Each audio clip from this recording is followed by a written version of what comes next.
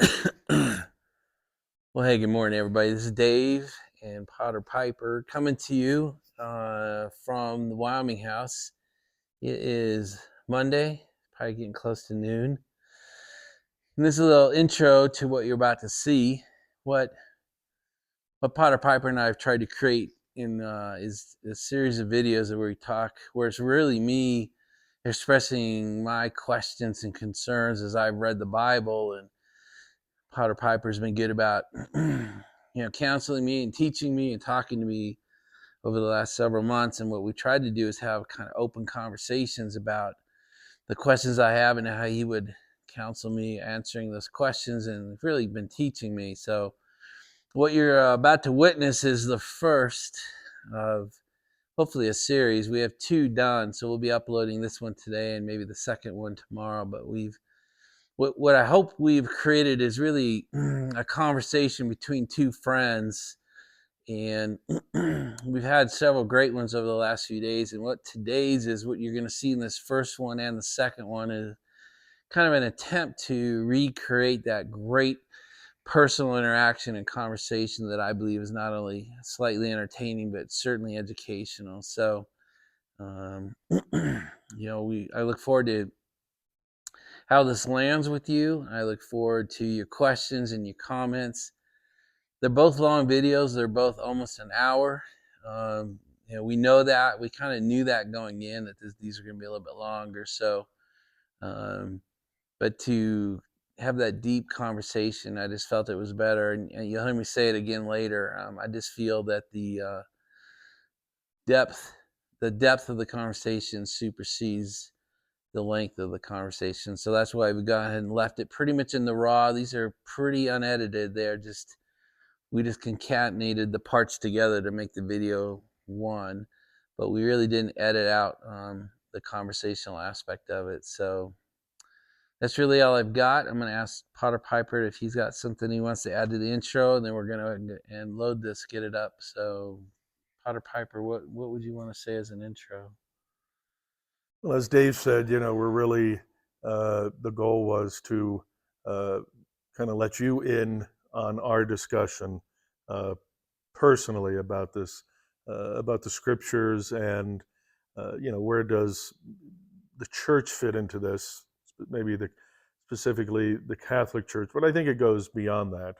Obviously, I'm coming from my tradition, my background, and really just sharing it.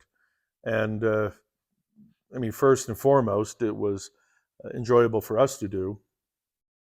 And then you're important to us, many in the YTPC, and we know the scriptures are important to many. The faith's important, even those might not be overly religious, can find, I think, interest and benefit to our discussion.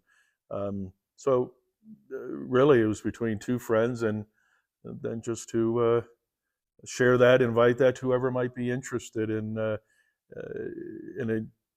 just seeing how we discuss this and share this. So I enjoyed it first and foremost, and hopefully you will too. It might spark something within you to think about, to look at, or it might spark something to ask us questions that we didn't think about, and it could spur on more videos and so forth. So we enjoyed it.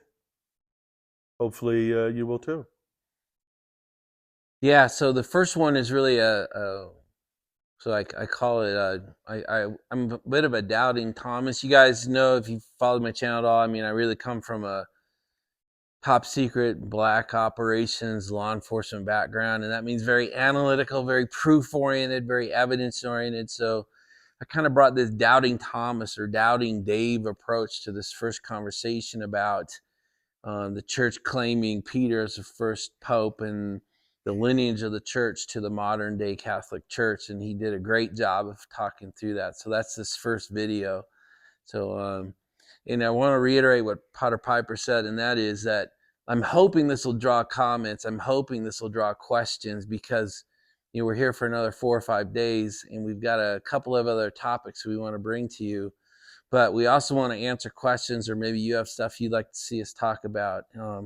in my opinion, this really is meant for the not so religious, the not so Catholic, the people who are maybe struggling with understanding or with belief or with the leaps of faith, because that is really the camp I have come from. And these are fun. I mean, these are great conversations, and I just felt it, imperative. I just felt a calling to get these up so that you could participate in them, either learn from them or just be a participant. So it's really out of our love for you guys and the community that we're a part of that we're putting this up for you. So hopefully it comes across that way.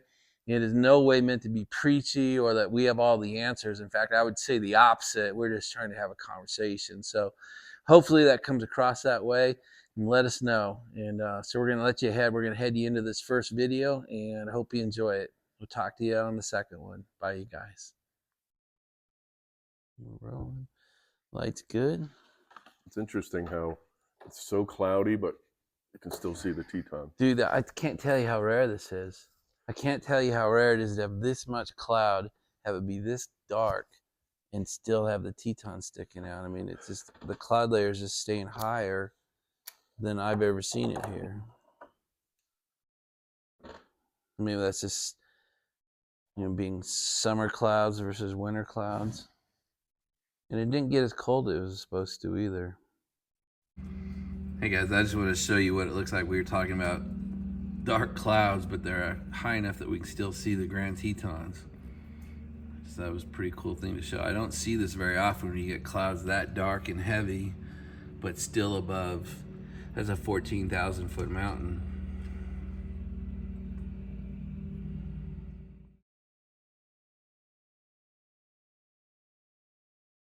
I don't know if the cold front is not coming or if it's just slowing down.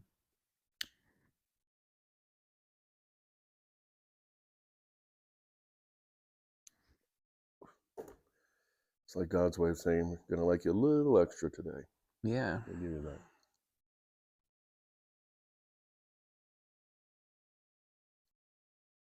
that. Such a gift to the people who are driving through today. Maybe they get to see it anyway. Yeah. I think it starts getting colder. Well, supposedly with today, Monday. Yeah, it was supposed to be this morning, and then tomorrow morning's the really like 29 tomorrow. Which even for here is a little bit nuts. Mid-June, 29 degrees.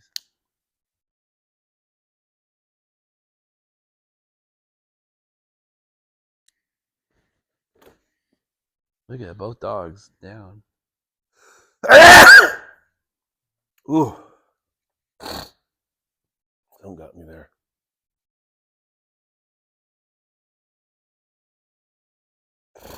That was the pepper talking, right? Morning allergies. Holy cow. Do you get them at home? Sometimes. Depends. Maryland is super bad. If you have them, Maryland is just supercharges allergies for some reason. Where did Sasha go? right there. I was trying to leave the door open for her, but the mosquitoes started coming in. So yeah, there's not enough wind.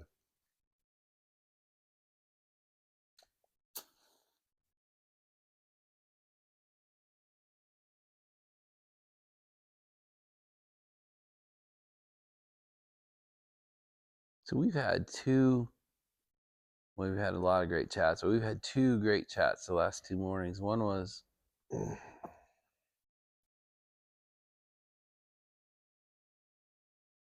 kind of closing the gap between Christ's time and the apostles and the modern Catholic Church. And you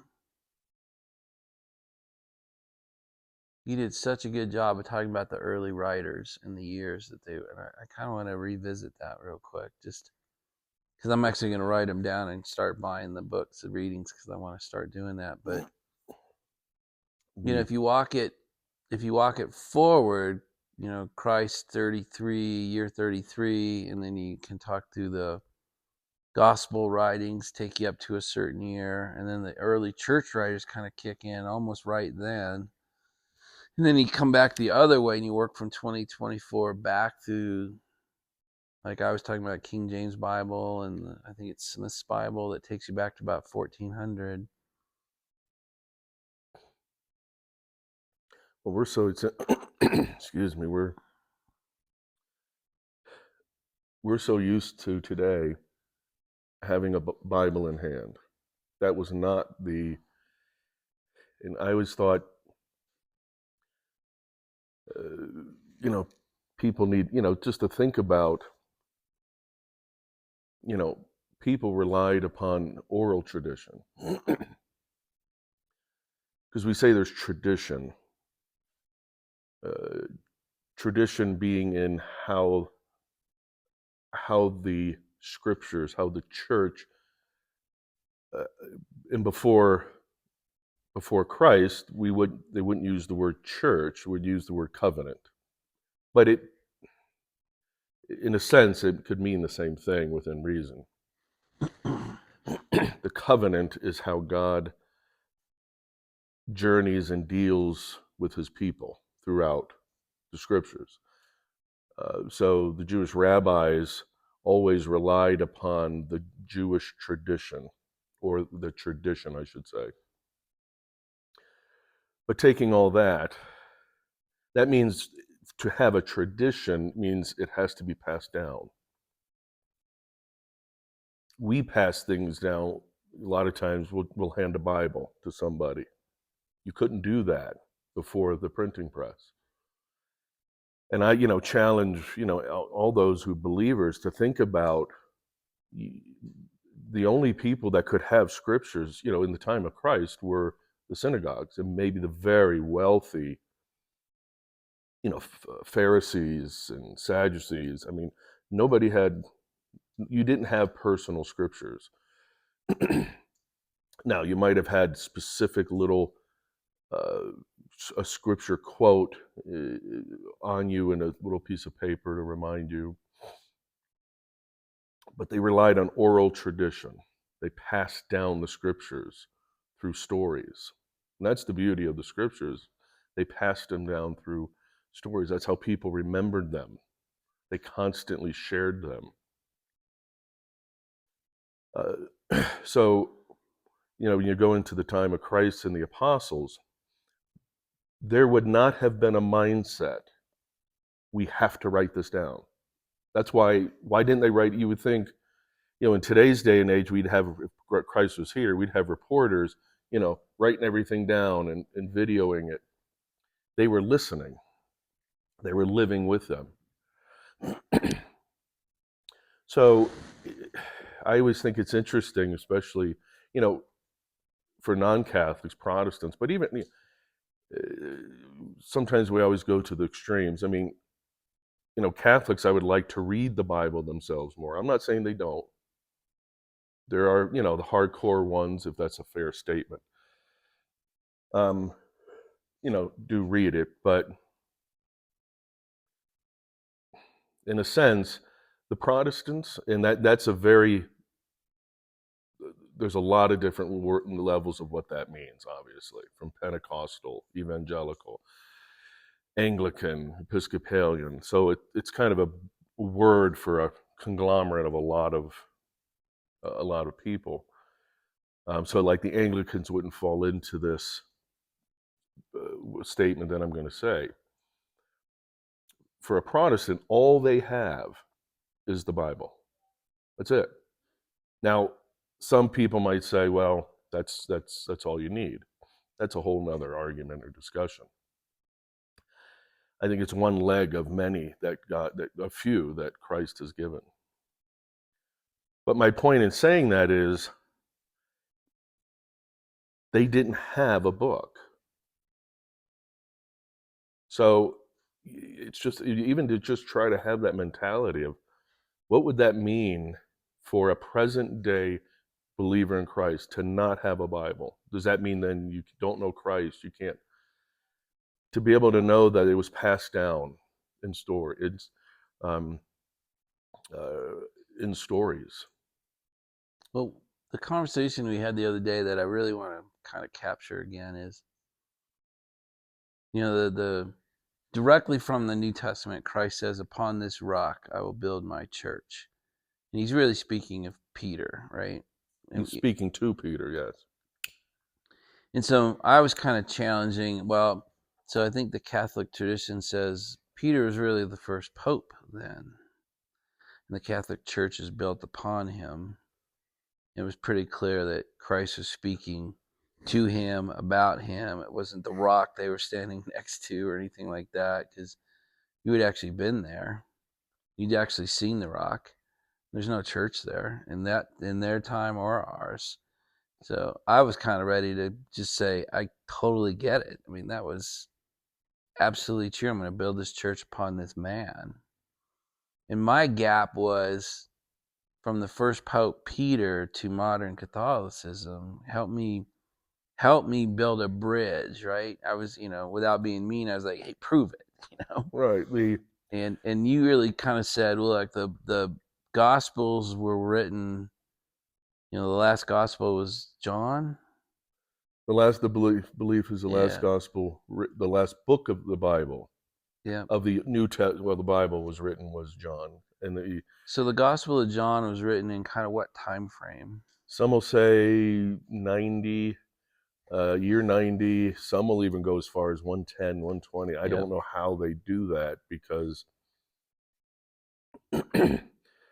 if you put Jesus's death at year 33, and then you start adding 33 to 110, Yeah. subtract that, how old would he have been before that? No, it is believed that John would have been uh, most likely a bar mitzvahed boy. He probably was 13, but that's a man at that. You officially.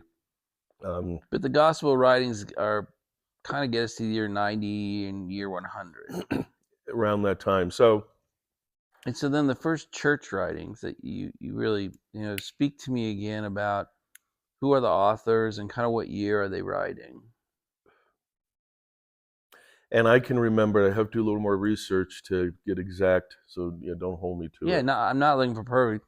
I just thought kind of filling this chasm between year 33 with the writing of the Gospels and then the chasm of the writings of the early church to get us more into the recorded history time frame. I thought that was riveting the other day. I mean, there's historical data record that shows pretty much each apostle had their own disciple, that or somebody who might have been a presbyter, which we would call a priest, because they were all priests. That's what they were considered. Even the apostles were considered episkopos. It'd be Greek, would be the Greek word in Scripture, overseers. That would be what we would refer to as the word bishop today. They had those who were their disciples, and most likely would have been a priest, a presbyter, or a deacon. And I'm not going to know who goes with which, but you'll have names like, in these, you'll have Saint Polycarp. We call him Saint Polycarp. He was an eyewitness with one of the apostles. Okay, I wouldn't be able to, I'd have to look to see which one. He was his disciple. You had Clement, you had Clement and Ignatius of Antioch. Now, some of these might come much later. I got to forget. I'm trying to remember who's right then. Irenaeus. Irenaeus is a biggie. He was writing in year like 100. So he's writing, so he has already been influenced. So all these guys would have. So he links up directly with the writers of the Gospels. Most likely, especially John. I'd have to look to see when they. But there's not a massive gap between the Gospels and this film. No, because even St. Paul has the people that was with him, but not at all. Irenaeus he was truly one of the first intellectuals considered. He was like a philosopher. He was an intellectual, writing to the secular authorities. And I can read those today. Oh yeah, you can read Irenaeus. He's actually. Oh, I wish I was better with memory. There's actually 2 books that I think one is on apologetics. He's one of the first to defend what it means to be a Christian, because the secular, the the Christians made it very clear: we eat the body and blood of Christ. So you take John chapter 6, which is a biggie. We call it the bread of life discourse. Jesus, he says, I am the bread of life. You eat my body, drink my blood.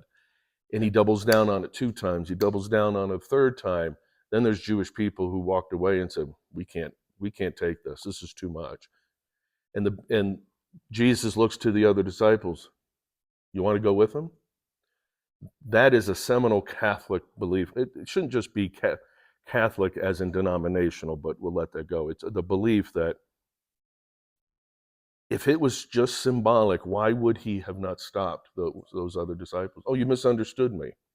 Why would you walk away? He let them walk away.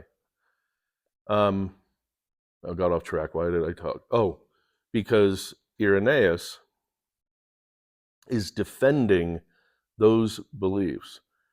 And so what was happening is a lot of the local secular authorities were saying, you guys are cannibals.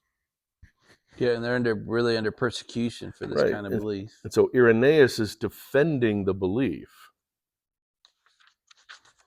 He's not whitewashing it away. He's defending that we are not cannibals, but we are truly, when we celebrate the Eucharist, the Lord's Supper, whatever word that they would use, you are truly eating and drinking body. You're receiving the very presence of Christ. So that's Irenaeus is a huge one. And then you have, you got Saint. And he's writing in about the year 100. Yep.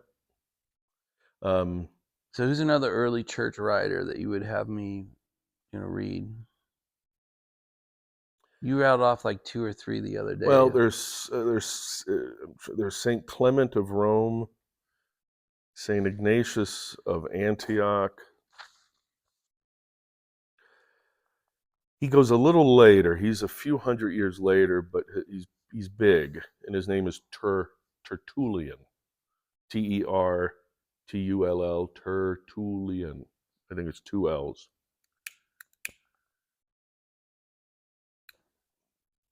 And what's interesting about him is, I mean, he was a big writer, had a lot to say, and a lot of what he says is accepted by the church. But that's the thing about the tradition of the church. It's not that every single person, every sentence they write is gospel per se. Tertullian, he was a great writer of speaking of the Christian faith. But even, quote, the church at the time basically said, no, you went off the rails here in a certain way. You went off the rails a little bit. And about what year is he writing? I want to say he's in the later part. He's in like 300s. Yeah. 300. Okay. I believe he's later. And that's when the persecution begins to decline, right? When Constantine takes over, or when he makes the first decree. Well, he converts himself. And then actually, he really does it on his deathbed. Oh, wow. He be cunning as a serpent and as innocent as a dove. In battle, it said that he saw a vision. And he saw a vision of a shield with a cross on it. It might have been more to it, I'd have to remember, but he declared that changed the war and gave him so he took that as a sign. The Christians were illegal. It's illegal to be a Christian until then. Until he made it, he took away the illegality of it. It was legal to be a Christian. Then he made it which some people say, now this is where some arguments will come, but not that this discussion has to go down that rabbit hole, but that's when things kind of uh, didn't go too well, when he then made Christianity the religion of the state. But this is also about the time frame when the first Bibles begin to be decided upon. That they're starting to have councils that Yep, start you start to have the constructing it. Council of Nicaea, the Council of Constantinople, because what's happening is in the 300-400s, as the persecutions are starting to end, people have more time to think, and that's not always a good thing. So the biggest thing comes in who's Christ? God, man, how do we understand that?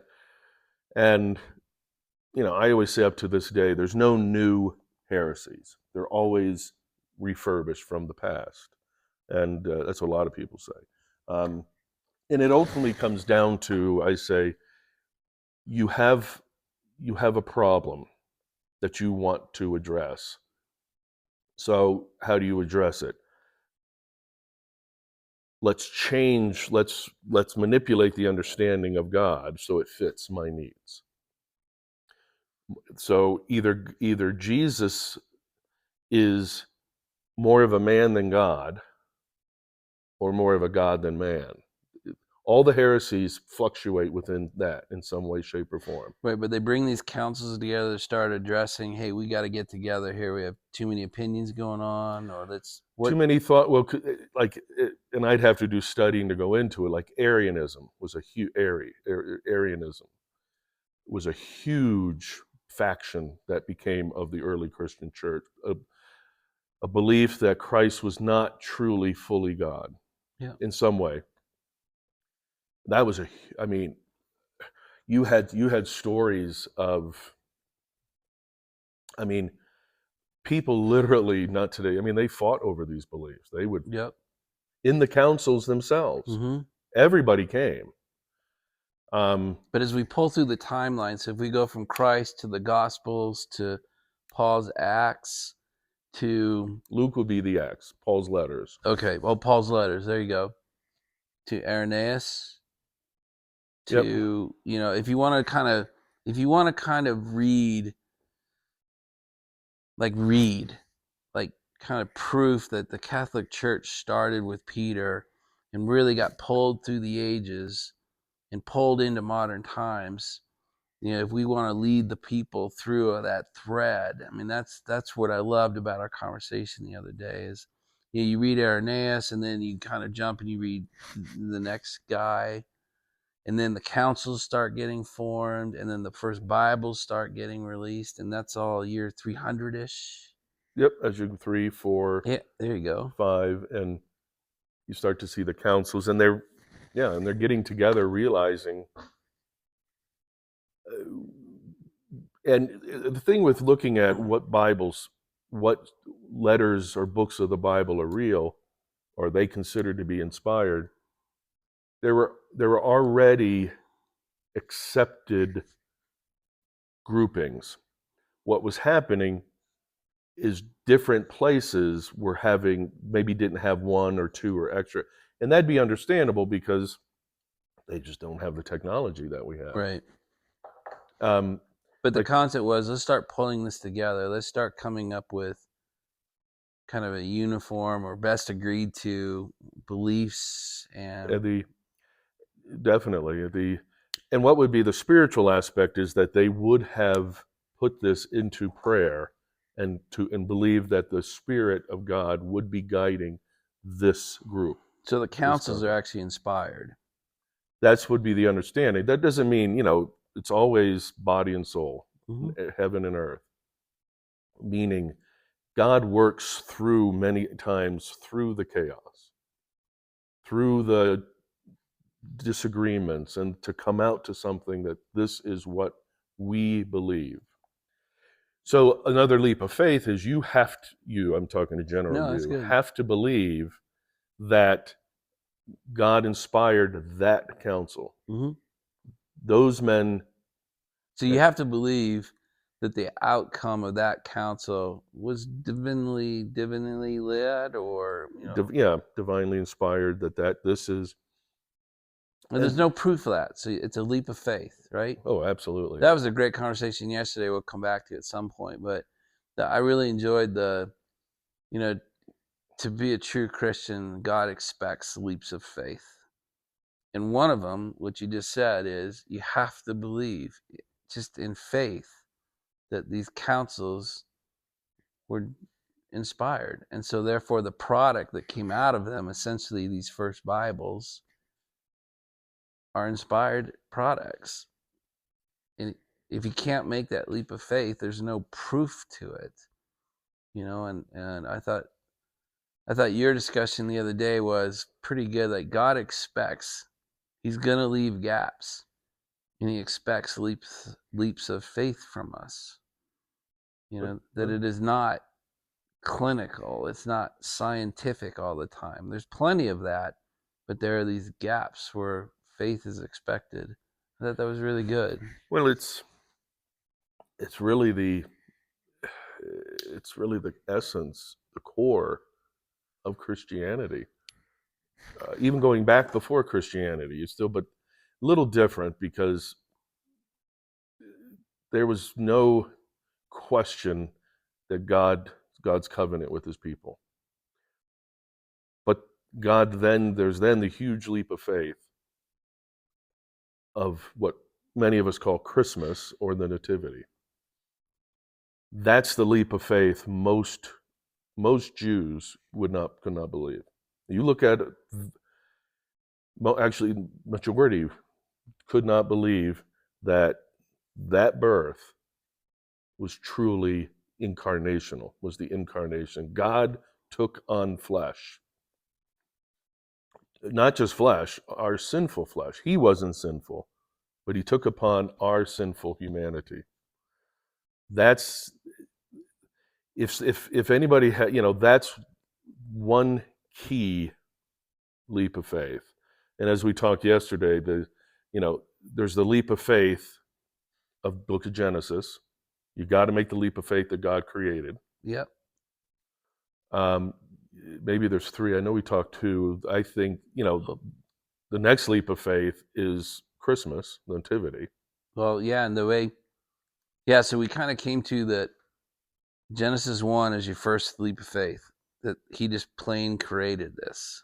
And the second one was the virginal birth, that the bloodline is maintained and it's a virginal birth, and that both Joseph and Mary are in the bloodline of Adam all the way through, and that and yet it's still a virginal birth, and you have to believe that as a leap of faith. And that was the second huge one we had come across yesterday, that if you can't believe it's a virginal birth, you're gonna have trouble. If you can't believe the beginning of Mark and Luke, Right. well, then you can't move forward in real. You can't. But that was a great part of the conversation. Was we're not telling people they have to do it. We're just saying God expects leaps of faith, and he's left gaps on purpose.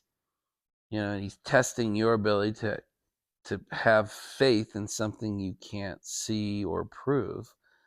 And Genesis was a huge one, and the virginal birth that maintains the bloodline those are leaps of faith. And now the third one we're talking about today is that you believe the output of these councils are divinely inspired, with absolutely no proof of any three. And so I just find it fascinating as a guy who's really trying to learn, and a guy who expects scientific proof.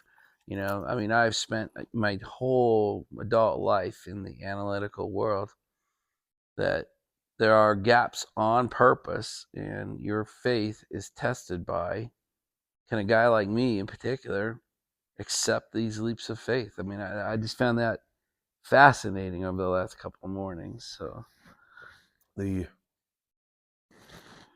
that's the thing. There God gives us evidence,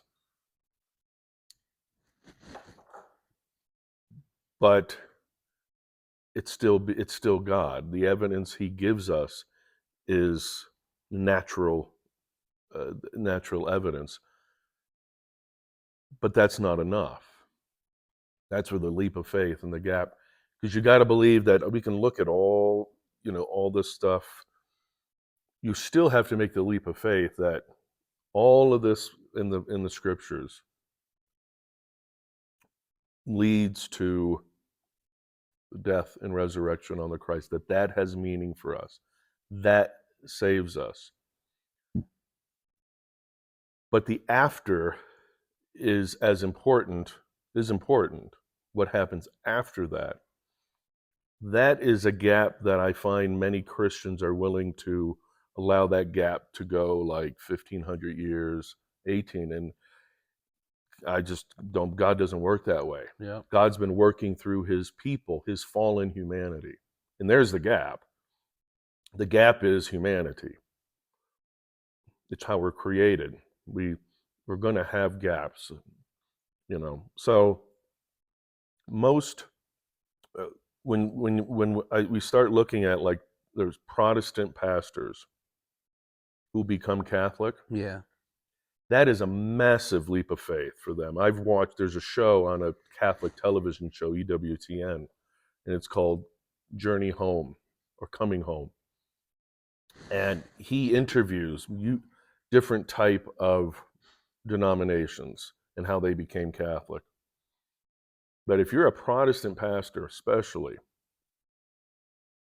you're making a leap, not only a leap of faith that the Catholic Church is the church that goes back to through history. Exactly right. And you start listening to this men, they lose everything. They lose their friends. All their friends are Protestant. They lose their friends. They lose their jobs. And yet they believe they're convicted this is something they have to do. My point, there's no conflict of interest. There's no benefit for them to do this. So we're running up against yesterday's conversation. I want to finish timeline, because your four-legged stool is something we have to talk about, but we will completely crater the timeline conversation. We might have to come back to that at another session. Oh no, I might need to do a little. Totally agree. But we've kind of taken the timeline now up to the first councils were years 300, 400, 500. The first councils are happening. The first Bibles are being agreed to. The first kind of universal is probably too hard, but the first like agreed upon belief system now, saying there's too many, we got to kind of pull it together. Where does it go from there? And when does it become modern, right? I mean, that's, I'm trying to draw that timeline, that string for this analytical mind. The first Catholic Bible, or the Catholic Bible we know today, when did that start becoming printed and part of our modern history? Well, everything will come with the printing press. I mean, that's really when, Is the version that's produced in 1500 essentially what I'm reading today when I read the Catholic Bible?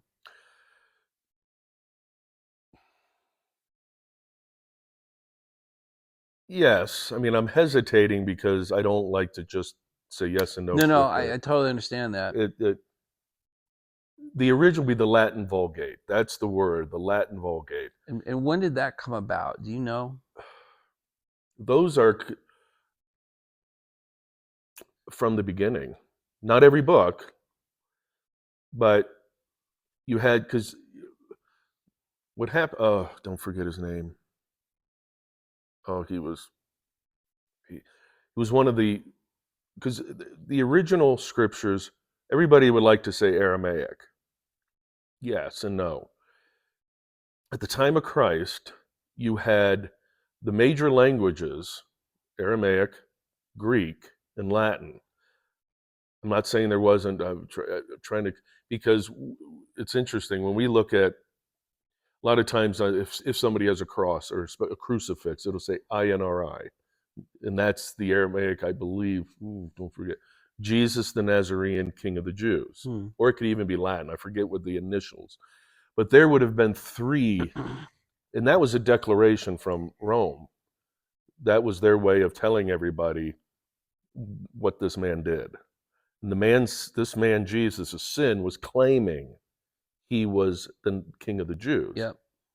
So on the crucifix, we have just INRI. Yesh is I, Yesu, Nazarene, and R for Rex, for King, Jew. Jew, I guess, is I, is a letter I. Okay.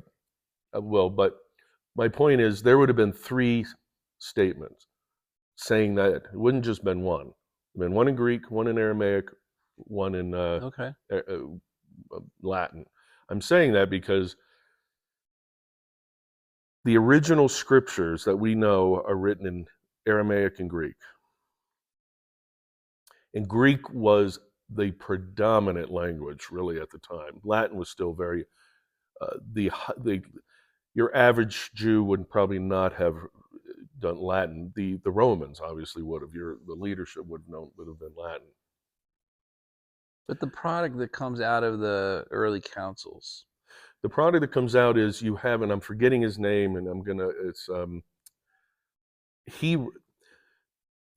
So until him, to this guy, and I can't, whatever. So a product comes out of the councils. Right, but you really got to go. What I was trying to do was get before that, so people knew that if you want to know the scriptures in their original, you got to know Aramaic and Greek. Yep. Period. A lot of them from Aramaic were translated to Greek, and everyone pretty much says that they did it well, no issues whatsoever. Well, then you had, it's killing me, this one guy. He wasn't a monk, but he wanted to take all the scriptures known. I mean, we're really indebted to him. I just can't. If I have my phone out, I try to find the name. He tried to find all the original writings. He really wanted them originally in Greek.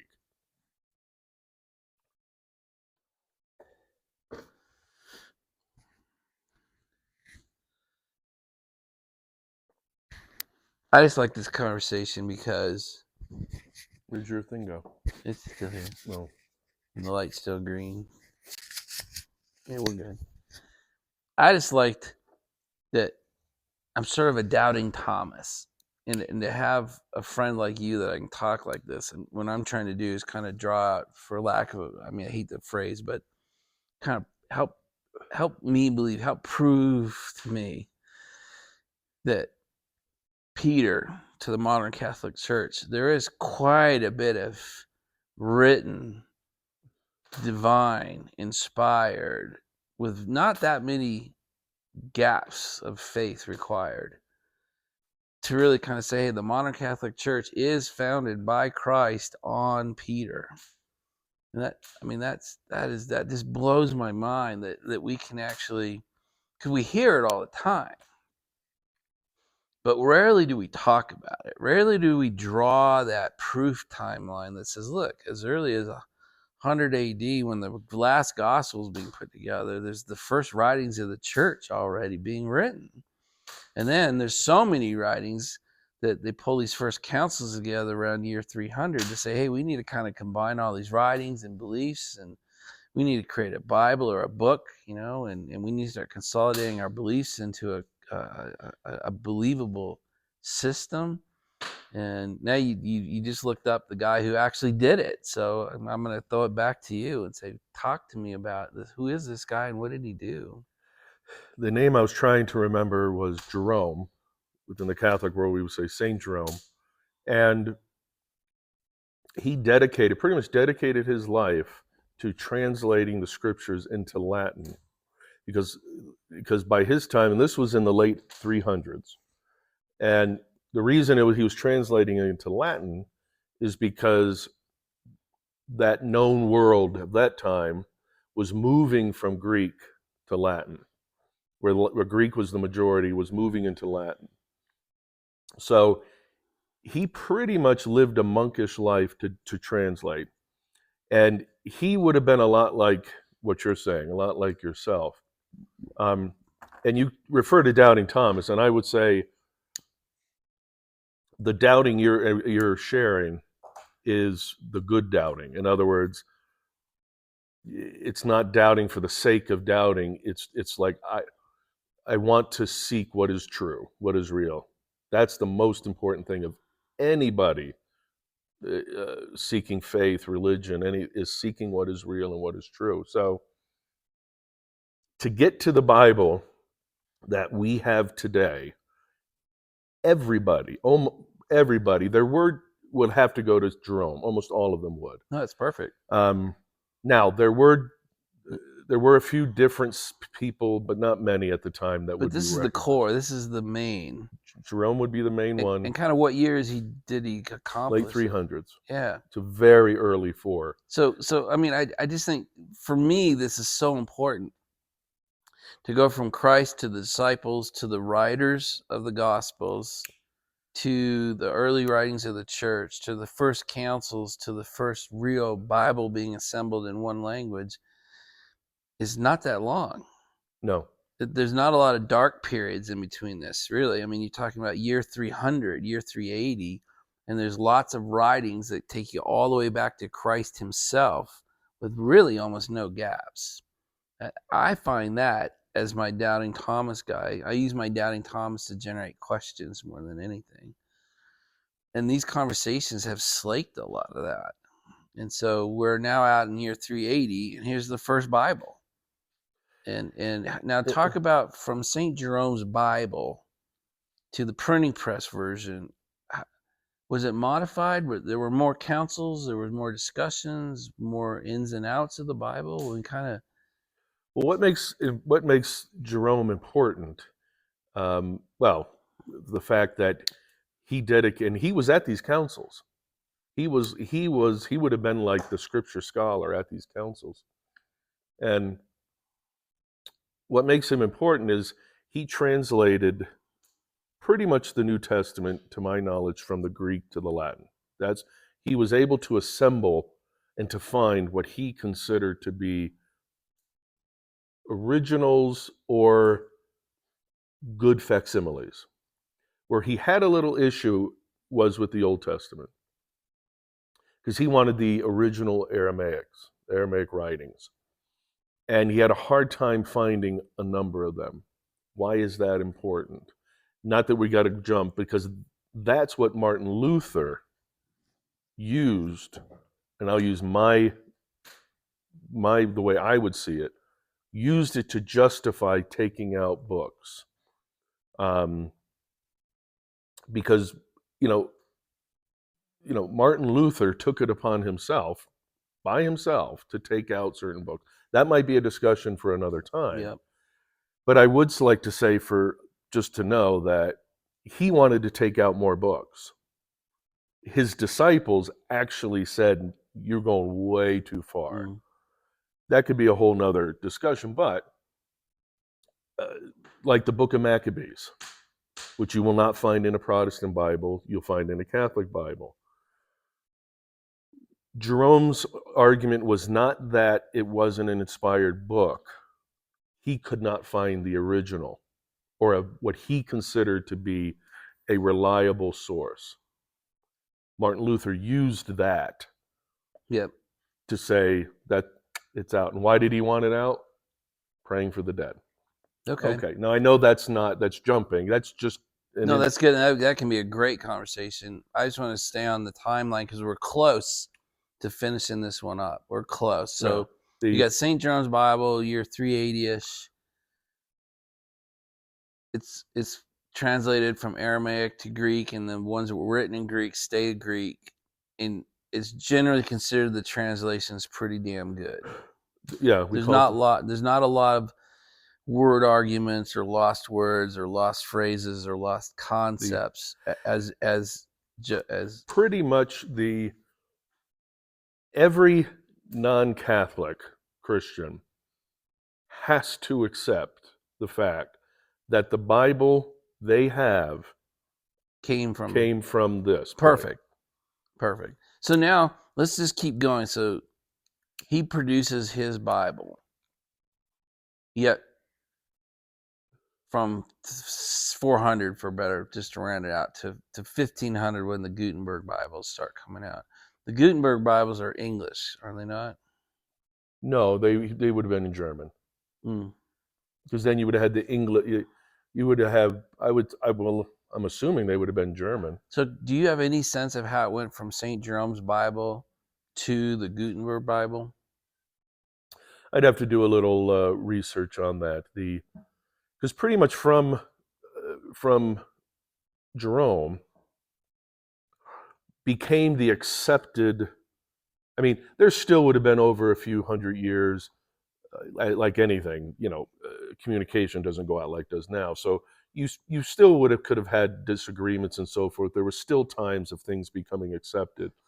But there was a time, and now I'd have to look to see exactly, not too far after this period of Jerome, where the church, the gathering of the episcopus, the bishops, and so forth, would have said, we declare this is the accepted books in the Bible. Now, for periods of time, there still would have been groups that might have still accepted a book different or here or there. But by the time it gets to Gutenberg, gets to Luther, there is pretty much the accepted. I'd say the Catholic, what books are in the Catholic Bible has been what's been accepted for the longest period of time. What happens within that period? That's usually now you're going to start once you hit 600s, 700s. Rome falls. Now the church. This gets into more history, but it's fascinating.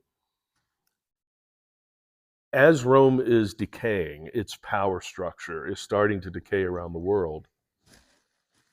The church structure is growing.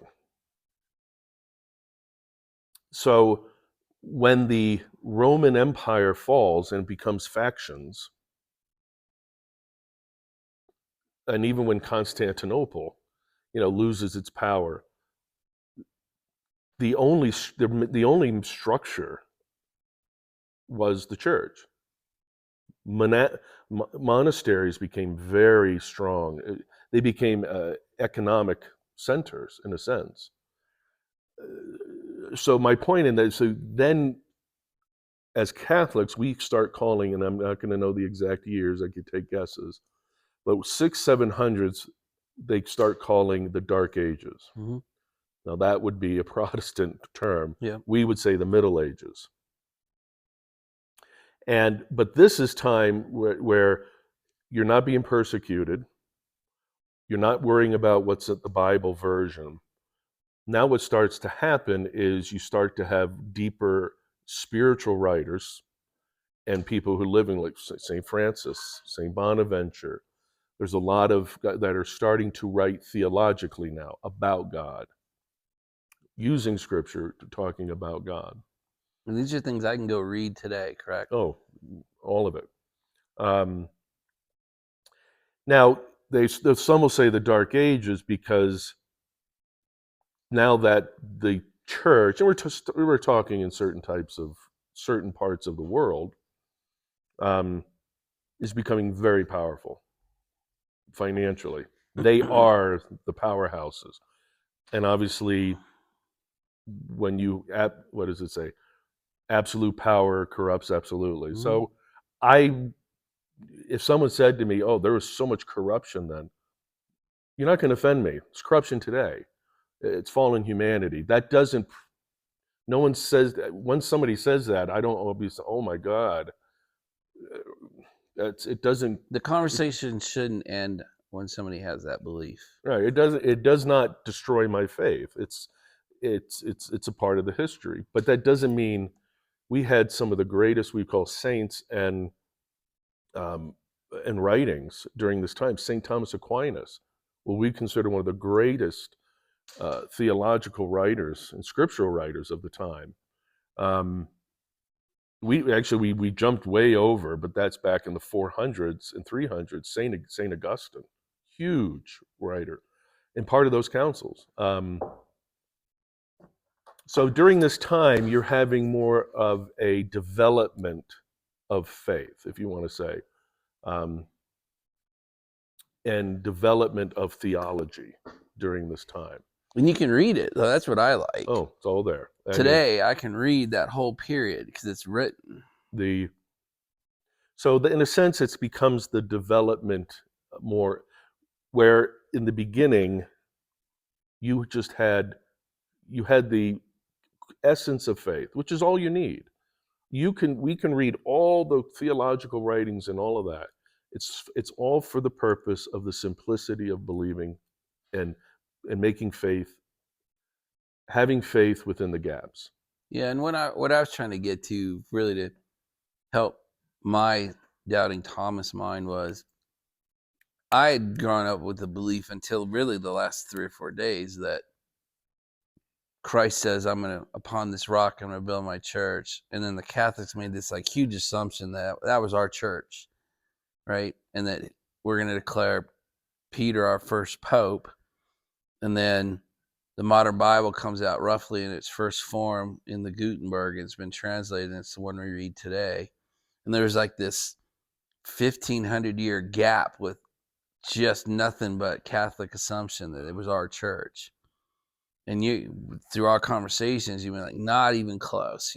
There, as early as 100, people started writing, and at 300, and at 400, and there's this early church history that's documented that I can read today. That definitely going through, and we haven't even touched on, and that's not my area, and I don't know if the first time I'll reference the camera, I don't know if Dread Tiger Richard watches. I don't know. He watches my channel. I don't know if he watches. We'll put them up on however this gets done. We'll probably post it on both channels because he is Western Orthodox. There's Eastern and Western Orthodox. They would have a whole, not because now you're looking, I think 1098 when you had the official schism of Orthodox and the East. We'd call the East and the West. Okay. So there's a whole nother avenue that he could even. That's a whole nother world. Oh, it is. It is a whole, and I know little bits, but I would not. Well, and so let's clean this up. So I'm going to talk to the camera for a minute, guys. What we're trying to do is have a natural conversation, but make it so that we can publish it so you guys can have the benefit of it. I'm not expecting Potter Piper to represent the Catholic Church here. I am not expecting him to be the biblical scholar. These are two guys having a conversation that I feel, if you chose to watch these, this is probably going to be a series of hour-long videos, which is tough on you. But as a doubting Thomas,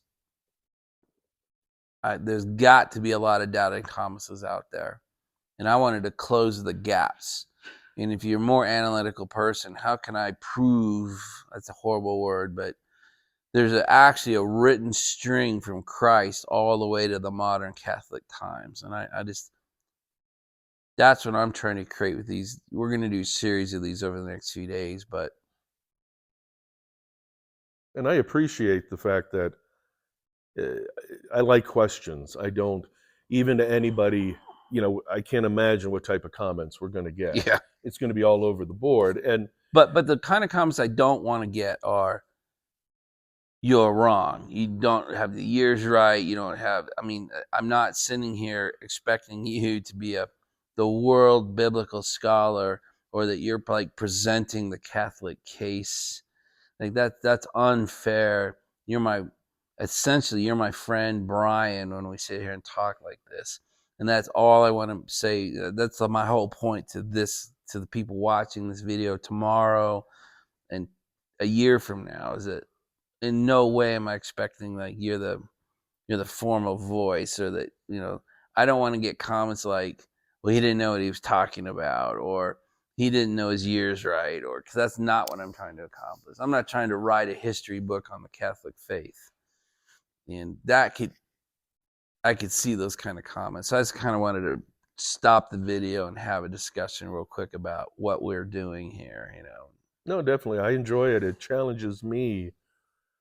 I like what I was saying. I like questions because it challenges. That's how I learn. I ask questions, and I listen, and however this is edited, because it's part of guys and gals how this started. One way it started is as we were coming on this trip, I said to Dave, there are some specific scripture verses that I want to ask you from your point of view, which is not necessarily coming from a specific denominational point of view. How do you read them? Yeah. How do you? So that's really how this kind of started, and how all these conversations really. We really just end up being two friends having a great conversation. That's why we wanted to go ahead and put it up on video, because one, I think it's entertaining, but I also think it's educational without being too formal, right? You're right, and this is as much fun for us. Oh my gosh, they've been riveting. I mean, I love the conversations. And a part of it was like yesterday. It would have been nice to have that on video.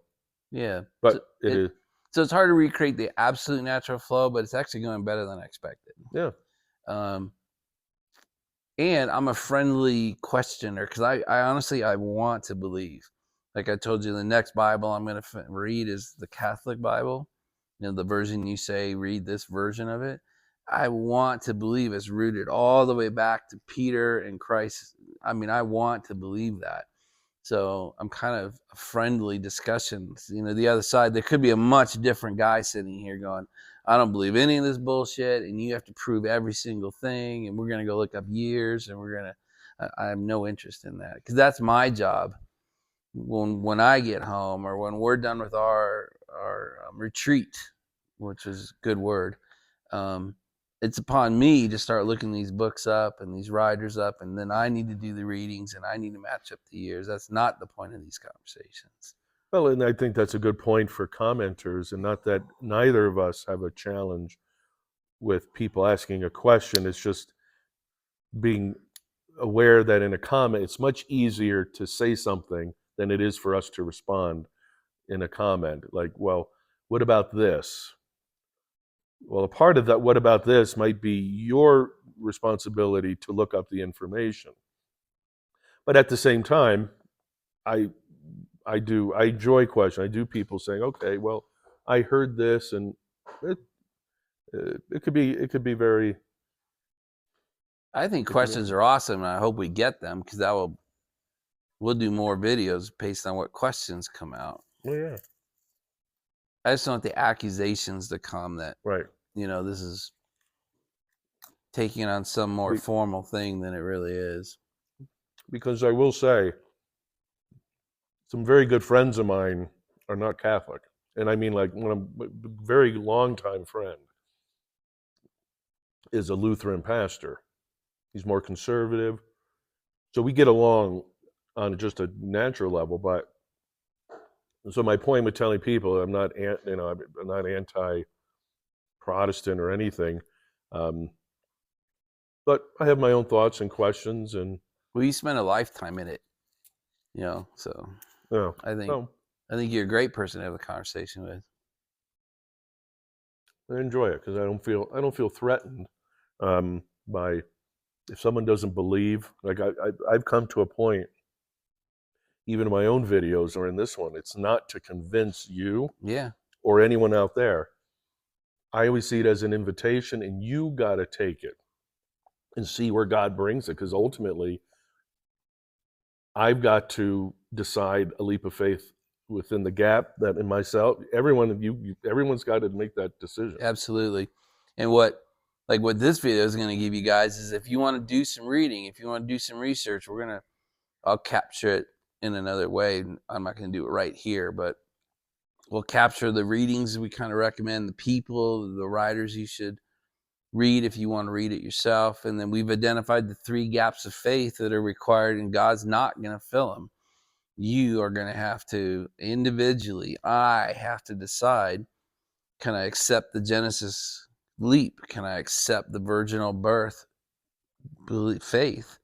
Can I accept that these councils of men produced divinely guided product that it turned into directly to what we read today? And I think that's fabulous. To me, that I could probably, with 3 leaps of faith, be there. That's crazy to me. And that I can read from the time of Christ through today, through today's Bible, and have a pretty good timeline is kind of a ridiculous thing to learn in the last 3 days. And I just wanted to get that out, because I think that is powerful. And so anyway, I appreciate it. So you're welcome. Thank you for asking. I mean, I enjoy the interaction. Yeah. And so for me, this kind of ends that first topic that I wanted to get out there, that it's not just a Catholic gap. It's not just them saying,